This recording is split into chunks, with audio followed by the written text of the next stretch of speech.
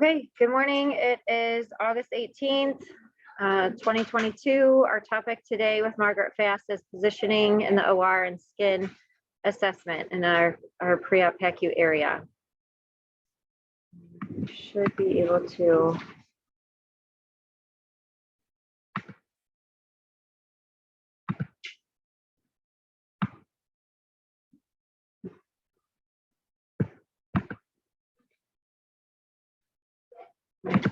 Okay.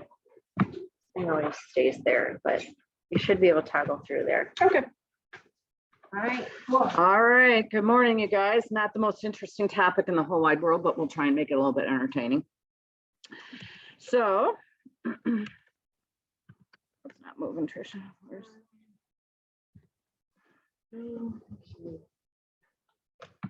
There they are. Right there. Okay. That's what I was looking for. Oops. Come on. Sometimes they do the arrow key. Okay, I would try them, but evidently I didn't. All right, so we will start with our baseline assessments, which are to occur in pre-op. So they're an important part of the patient's assessment, because if we don't identify things in pre-op and it continues on, and then they identify it on the floor when the patient gets up to the inpatient unit, then guess who gets credit for the pressure injury? Us, right?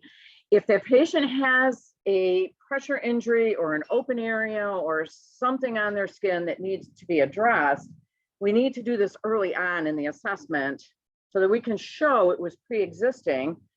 And then if it develops into a, I don't know if you guys know this, but there is no reimbursement for a hospital-acquired stage 3, 4, or higher pressure injury.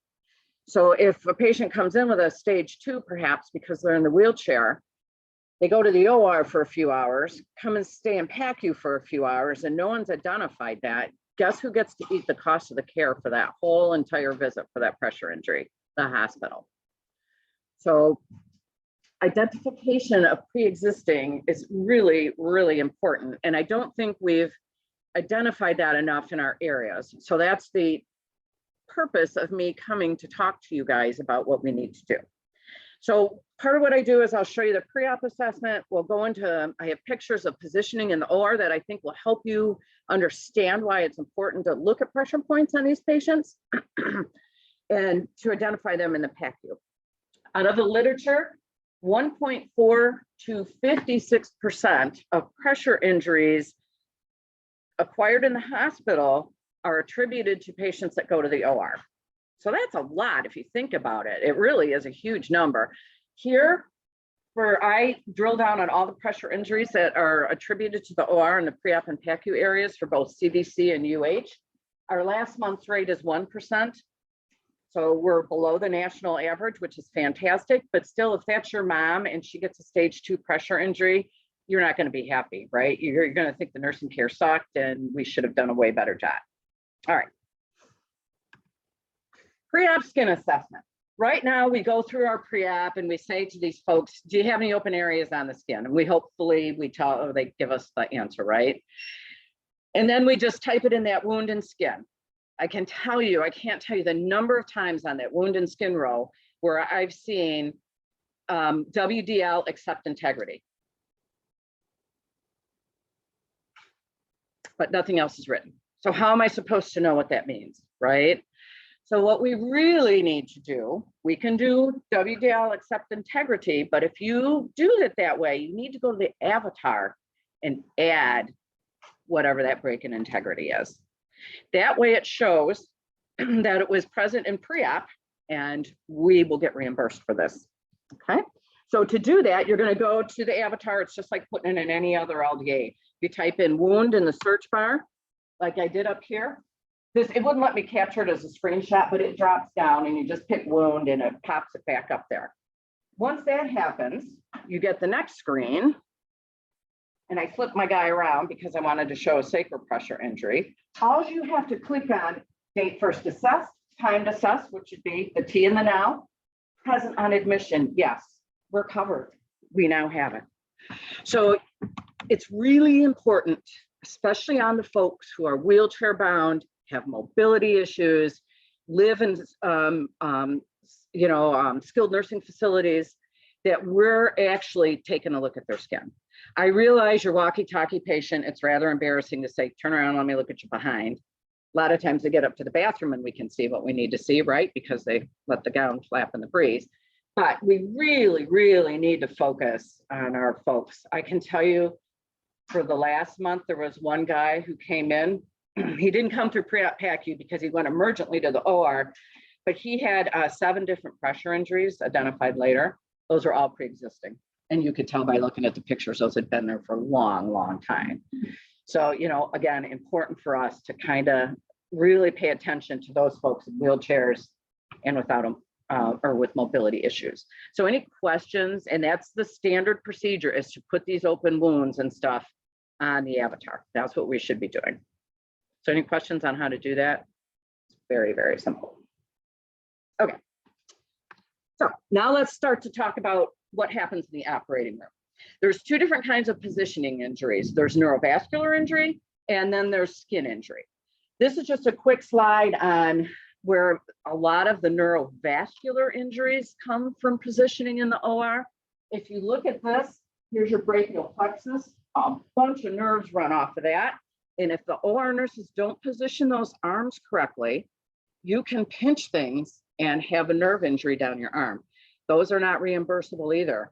And I don't know how many of you have ever had a nerve injury, but that pain is ridiculous. I did something to my sciatic a couple of years ago, and it went on for months, and it's a burning, tingling numbness that just never stops.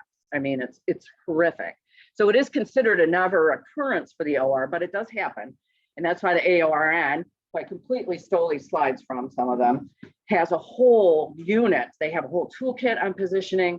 When the OR nurses get oriented, they have a whole section on positioning. They practice it. They use specific padding and things like that. We'll talk a little bit more about that. The other injuries that happen a lot are in the arm from the ulnar nerve. As you can see how it runs to the elbow. And if you don't position things right or twist that arm wrong, you can impede that nerve and cause, you know, some significant injuries for these folks. So if you have a patient who tells you, you know, yeah, they had their appendix out, but God, my arm is killing me. My arm is tingling, my arm, or my shoulder. You need to let anesthesia and the surgeons know because something's going on. Okay. Now we'll talk about the different positions that they use in the OR. There's 5 basic positions. The first one is the supine position. Looks fantastic. You notice how they've padded everything, put pillows, they've elevated the heels. There's a specific way to put their arms. They put them palms up. Can't put them out more than 90 degrees because if you start to do this to somebody, you're catching that brachial plexus, perhaps the ulnar nerve. All right. The back of the head is another spot you want to think about for pressure injuries. The scapula, the sacrum, and the coccyx in the supine position. Your heels, if they're not careful and don't elevate those. The supine position is probably the one they use the most. Though over here, because we see so many different services, might not be number 1, but cardiovascular for sure. And sometimes those patients are on their back for hours on end. The other thing you want to think about, these patients are anesthetized, so they can't tell you that they're uncomfortable. And it might sound fantastic to sleep for 10 hours, you know, we're all exhausted half the time and think it'd be great. But think about when you sleep really super hard for like 6 hours and don't move. You get up and you're stiff and it hurts. Well, lay on a little operating room table with a 4-inch mattress for 10 hours, not being able to move at all. You're really painful. And they can't say, hey man, something is poking me in the back or my heel hurts, because they're unconscious. All right, this is the prone position. We'll talk a little bit more about prone here in a minute, but I want you to understand, look how they padded everything, got her feet up her knees. I'd be worried about her knees though, wouldn't you? Because they're sitting right on that bed. These are called chest rolls, R-O-L-L-S. So they kind of put those underneath to lift things up so they're not completely laying flat on their abdomen and chest. And then their hands, you can see they're palm down and they've padded and and gotten everything. It takes a few minutes to position these patients. And it's not only the nurses that are doing this, physicians and anesthesia are involved in this as well. It's a team effort in there. And everybody has to approve the positioning before anything starts with these folks. Okay. So this is another prone position, but this is a specialty table. This is a Jackson table. This is a table that they use for spine cases. So if you look at this, knees, look at the chest. There's these pads on the Jackson table that the chest sits on, like right here. So you know, she's a nice thin lady. Think about our patients here that come to Michigan, right? BMIs of 40, 45. That's a lot of weight to lay flat on someone. So look at chest when you're looking at these folks who've been prone. The other thing you'll see on these, her face is smack down in that head holder right there. I've seen cheek, forehead, chin pressure injuries from being positioned for that long. And these spine cases aren't, you know, usually 2 hours long. They're usually more like 10 to 12 hours long, depending on what they're doing. All right, another prone position, but this time we've got tongs on our head. They're holding that head still, because you can't, I don't know if you can see it, but there's a line right there where they're going to do the incision at this point.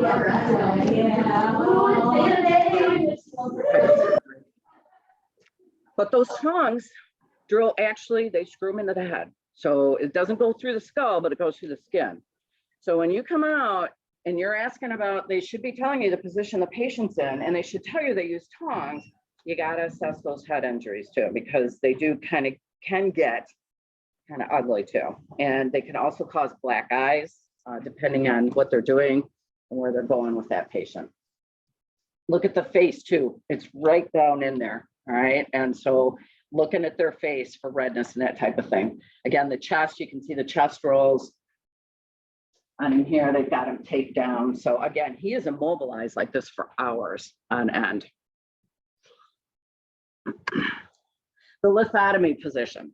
This position is used for urological and colorectal surgeries. Think about where your pressure is going to be on here. It's going to be on the sacrum, the coccyx, the shoulders again.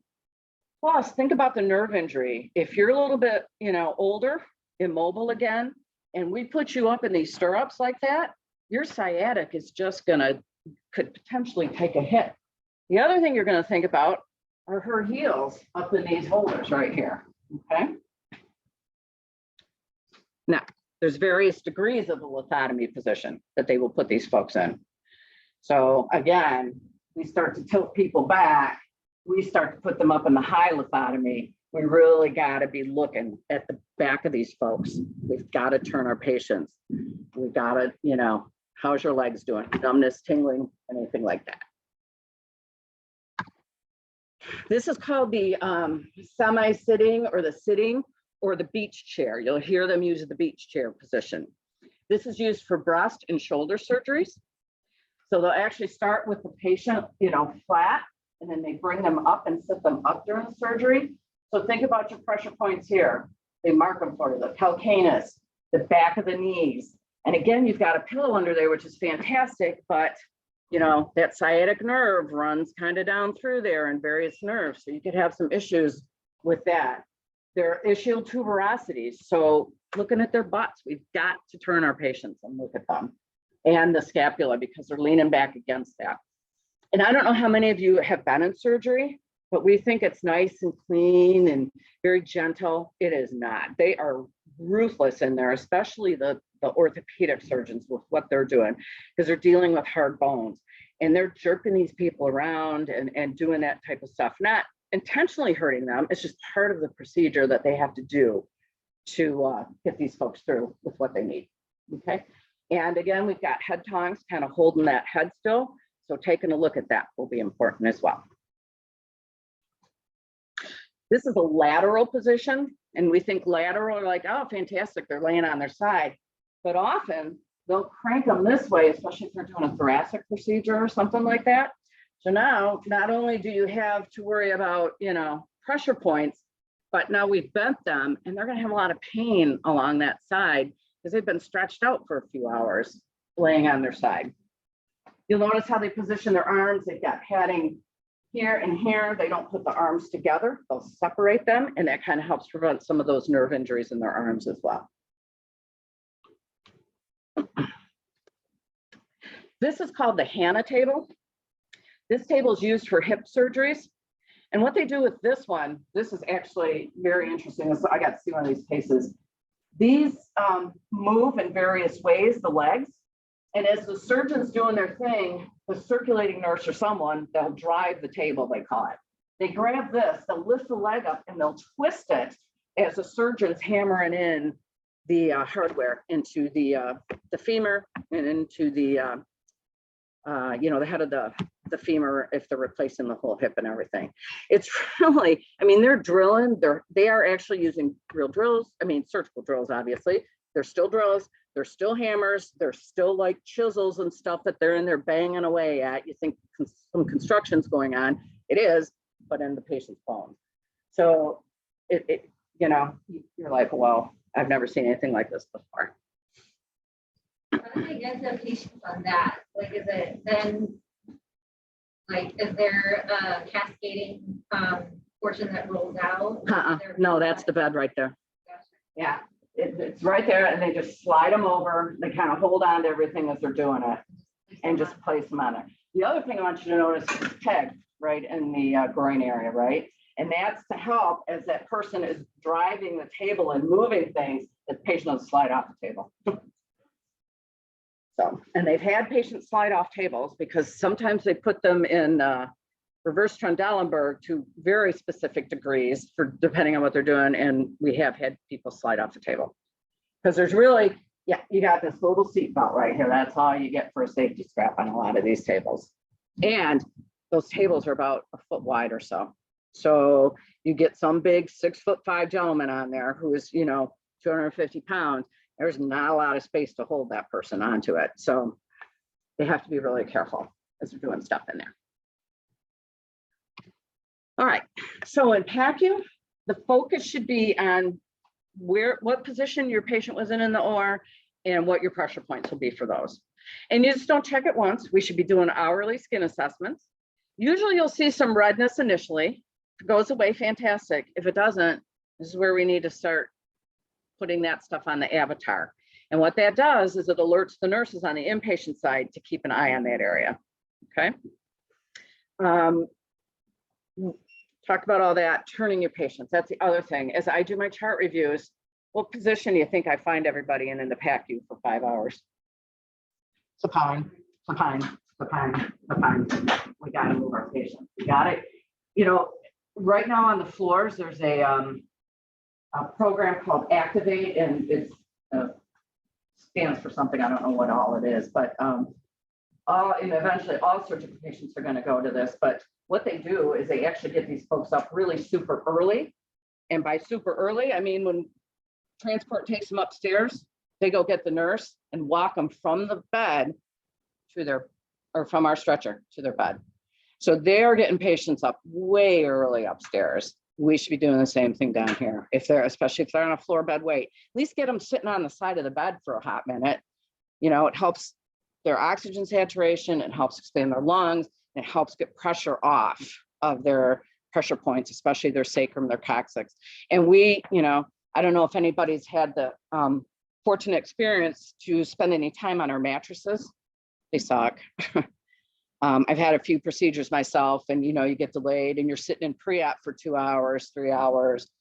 Your bottom hurts. And I'm a mobile person, so I can't imagine what folks who have mobility issues and are older and have arthritis and stuff go through sitting on our beds. So get them up, get them moving, at least release some of that pressure. If they can't get up, turn them on their sides. We've got pillows here. We can certainly do that kind of stuff. All right, so that's it on positioning. Is there any questions or anything? It's pretty straightforward, but I think it helps to see some of the tabling and the positioning in the operating room to help you guys think through, hey, I need to look at this specific area or that on the patient. All right, so just a couple of updates real quick that are stuff that's coming our way. Thrive, we had an in-service on this, and this stands for trajectories of recovery after intravenous propofol versus inhaled volatile anesthesia. So what they're doing is they're comparing TIVA, which is the use of propofol for a general anesthetic, versus having the patient do the normal inhaled volatile gas. They have found that folks who get TIVA have less postoperative nausea and vomiting, recover quicker, do much better, feel better, can eat quicker, all that. It's more of a patient satisfaction thing. They've found, depths of sedation or depths of anesthesia, no difference with those two. But nobody's ever done, I can't believe this because TIVA has been around for a long time. Nobody's ever really done studies to compare that they really do have these better outcomes. So this is a big multi-center study that we're part of, us, and I can't remember who else it was, but and so they will be looking at this. Patient will be blinded to what type of anesthesia they get. So the ask of us is to not relay that information to the patient. So what happens is anesthesia calls them the day before, or they catch them down here and they say, hey, we're doing this study. You can qualify for it. Do you agree to be in it? Patient says, yes, I do. When they come out, if they ask you, so what kind of anesthesia did I get? You have to kindly remind them. Remember, you said you'd be blinded to what you get, and I can't tell you that right now. Because what happens is the day after surgery, they'll call the patient, see how you're doing. Then they continue to follow them to kind of compare the results of gas versus TIVA. And if we can get to the point where we can do a lot more surgery with TIVAs, we're going to have a lot happier patient population, because that postoperative nausea and vomiting can be horrendous for some folks. It's really bad. So their expected go live is next week, actually. So you might start to see these folks, and we'll know that they're in the study and stuff like that. But Will we be told in the report that they're in the study? Or yes, we're supposed to have been, but yeah. Yep. It'll be a pilot study for a little bit, and then they'll roll out the full thing as they make sure the pilot's going to work and all that. So. Yes, they can still get Zofran. They can still, you still do your same, great question, Spencer, your same treatment no matter what. But the main thing is don't tell them what kind of anesthesia they got. Just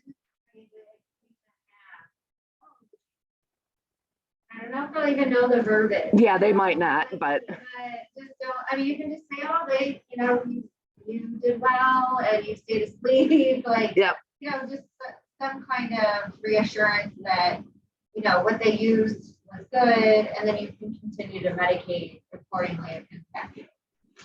Now, if the patient reports to you, I remember surgery, as in any case, you would want to let your anesthesia providers know so that they can come and talk to the patient. And I did say that, if for some reason somebody does have an awareness of and they're only a TIVA, patient, and they are describing, I can hear and feel things or whatever, then you guys know that that's something we have to report to.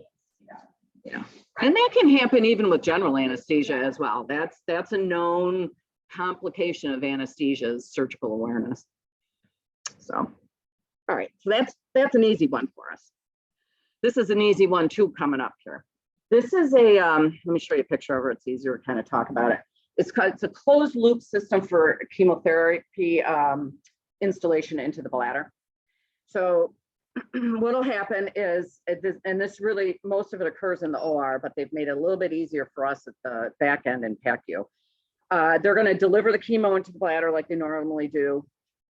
No changes in dwell time.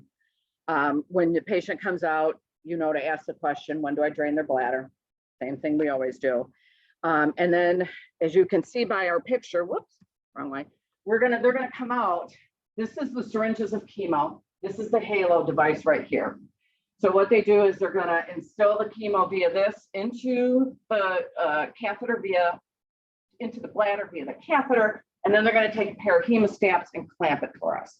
So the patient's gonna come out with these two things in place. Make sure you're making sure, as that patient's there for a while, that they're not laying on any of that. It's a little bit big and bulky. I was a little concerned about that. But what it does for us in the end is when it's time to drain that bladder, all we have to do is unclamp the hemostats, drain it into the bag. Now you're going to be in your protective gear like normal. Nothing changes there. drain it into the catheter, the drainage bag, and just dispose of it like we normally do.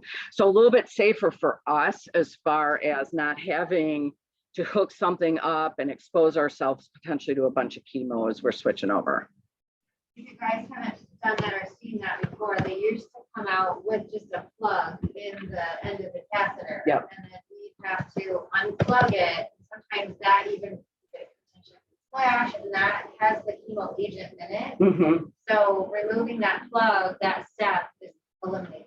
So it's Yeah. all closed system, you let it drain, and then determining if the patient's gonna still have the catheter in place or take it out. Yeah, most of them get it taken out, but some people do have an indwelling catheter just normally for whatever reason that they might go home with. But yeah, so we thought this would be a lot safer for the OR nurses as well as you guys in PACU, because you can just drain it and go. This is expected to go live the 29th of September. So coming up, I just wanted to make it a little bit where we'll send more information out on it, but I thought it'd be a good thing to just kind of give you a FYI on what's coming. That's all I have. Do you guys have any questions or anything for me? All right. Thank you for your time. Thanks, Margaret. Yeah, Make sure you sign. yeah, get credit for being here. Sure. Get everybody on Zoom.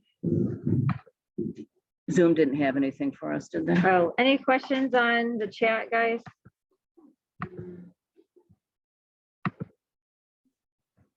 Can we do WDL except skin, drop down not into scratch, but only thing would be incision? Is that acceptable? Can we do WDL? So accept and not intact, but the only thing would be the incision. So when they would come out of the OR, we would do exceptions, skin not intact, and then we would just not have to do a wound. Hold Or on, the Jason, we're avatar, trying to since hear they you a already little bit have- better. Shut this off. Okay, say it again. Hello, can you hear me now? Better? I can't hear you, Jason, sorry. Can you hear me now We better? can chat offline about it. Okay. Maybe even just pull up a chart to see what you're, like, see what you're saying. I accept versus. There, okay, now I put you on like a speaker. Try again, Jason, with your question.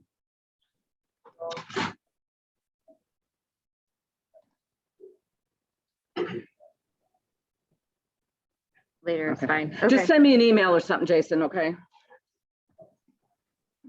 Rodika, were you trying to say anything or ask a question? I think she just- No, okay. Okay. All right, thanks, guys. Tony, perfect timing.